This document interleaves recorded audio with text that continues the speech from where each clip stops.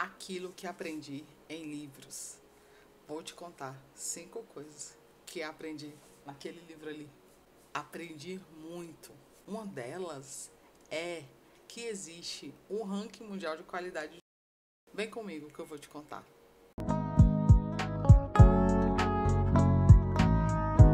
Olá, eu sou a Milena Aquino. Você está no Mi Aquino, o canal que nasceu para compartilhar riquezas. Riquezas principalmente que estão em livros que eu encontro para dividir com você e para levar para minha vida como conhecimento. Muito bem, hoje eu vou falar daquele livro ali, ó. Mas eu vou dizer especificamente 5 coisas que eu aprendi. 5 coisas que aprendi em livros. Primeiro de tudo, naquele livro, que é A Morte é um Dia que Vale a Pena Viver, da Ana Cláudia Quintana Arantes. Eu aprendi o conceito de cuidados paliativos. Eu tenho uma história na prática com os cuidados paliativos, mas eu não tinha um conceito. E nesse livro eu aprendi o conceito.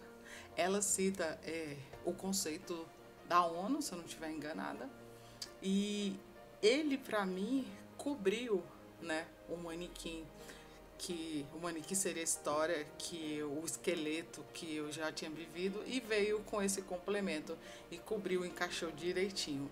O conceito cuidados paliativos é o seguinte: é o conjunto de pessoas de áreas diferentes, focadas para tratar pessoas que estão em terminalidade da vida, de forma que diminui o sofrimento, diminui a dor, diminui, todas as ações delas estão focadas em diminuir a dor e os sofrimentos, tanto da pessoa como dos seus familiares. Isso é o conceito de cuidados paliativos. Outra coisa que aprendi nesse livro é o conceito de processo ativo de morte. O que é o processo ativo de morte? É aquilo que acontece entre a notícia da doença, o anúncio e a morte, que a pessoa vai tendo um processo gradativo até morrer. E ela disse, a doutora, que encontrou esse conceito na medicina oriental e colocou, né, como entendimento para o viver dela. Então é o seguinte: o processo se dá de 4 formas, que é a dissolução da terra, a dissolução da água, a dissolução do fogo e a dissolução do ar. E ela, no livro, ela fala um pouquinho sobre isso acontecendo dentro da UTI, se eu não estiver enganada. E é bem interessante você saber, pelo menos eu gostei de saber. Eu relacionei na hora esses conceitos com o que eu vivi na vida da minha irmã, todo o processo. É assim: o primeiro, você vê o corpo diluindo, né? Essa matéria vai diluindo, então seria a terra. Depois você vê que a pessoa vai secando, a água também vai secando. Depois você vê sumindo o fogo da vida da pessoa, a vibração. Ela até conta que, se eu não estiver enganada, é nesse estágio que acontece aquela melhora repentina da morte, né, que a gente já ouviu falar, eu pelo menos já tinha ouvido muito falar, que é a hora que o fogo reacende, assim, depois ele murcha, né, depois vai apagando, e depois a dissolução do ar, né, que é isso que a gente respira, que vai acabando. Então eu vou falando aqui e vou lembrando de ter visto essas coisas todas na vida da minha irmã, e foi muito interessante saber. Então agora eu vou te dizer outra coisa que aprendi nesse livro. Aprendi o conceito de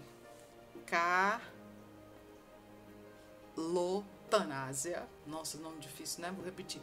Calotanásia é um conceito que aprendi nesse livro, que é a morte de forma bela, a morte de forma suave, entende? É assim, eu não falei dos cuidados paliativos, que é um esforço das pessoas. Então, a calotanásia é isso, esse processo que faz a morte ser mais suave, ser mais bela, mais leve. E outra palavra que eu aprendi nesse livro também foi a tanalogia, que é o estudo da morte. Eu não sabia desses conceitos, eu não sabia dessas histórias, dessas palavras assim tão diferentes, e eu aprendi naquele livro ali. E eu vim dividir com você, porque eu encontrei riquezas. E que saber dessas coisas me ajuda a me preparar para a minha própria morte ou para a morte de pessoas à minha volta. E eu tenho certeza que se eu soubesse de todas essas coisas que eu li nesse livro, o que eu passei, o que eu vivi, teria sido de uma forma diferente. Porque às vezes a gente só se prepara, a gente só tem a preparação espiritual desse tema, né? Baseada na nossa religião, na nossa vida religiosa. E era isso que eu tinha. Agora não, eu tenho além disso, eu tenho mais esses conceitos que eu aprendi no livro. Então, por último, vou te dizer, a última coisa que eu aprendi nesse livro foi: existe um ranking mundial de qualidade de morte. Você pode procurar, aprendi nesse livro.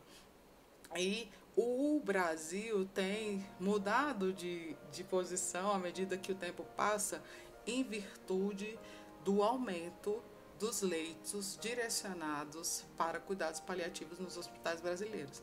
Então, à medida que os leitos nos hospitais aumentam, o Brasil vai modificando sua posição. Porque um dos critérios que faz o país ser bem qualificado para esse momento da morte é isso: o número de leitos que nos hospitais estão distribuídos focados nos cuidados paliativos. Aqui no caso específico de Brasília, e que eu vivi essa história com a minha irmã, eu vivi no hospital de base e eu levava ela para lá para ser recebida pela equipe de cuidados paliativos. Levei durante muito tempo e realmente existe e funciona, porque do mesmo jeito que ela é abençoada, que ela era tratada, a gente também era tratada, porque ela voltava das sessões do encontro com essa equipe muito bem, muito melhor do que do jeito que eu entreguei ela. Eu me lembro de saindo de lá uma vez, ela falou assim: me leve para comer hambúrguer. Tipo, ela tinha passado muitas horas sem comer, muitos dias sem comer, e de repente ela falava assim: me leve para comer um hambúrguer. Aí eu, no início, eu fiquei com medo, não ia, e depois eu comecei a perguntar para a médica dela especificamente. Ela: sim, leva, isso é qualidade de vida. Então é isso que os cuidados paliativos fazem, e eu acredito que quanto mais essas equipes existirem aqui no Brasil para nós, para nos atender assim, isso vai ser muito proveitoso. Espero que você tenha gostado dos vídeos, espero que você também tenha descoberto essas riquezas, e deixa seu like ou seu dislike, mas se pronuncia. Beijo, tchau, até o próximo vídeo.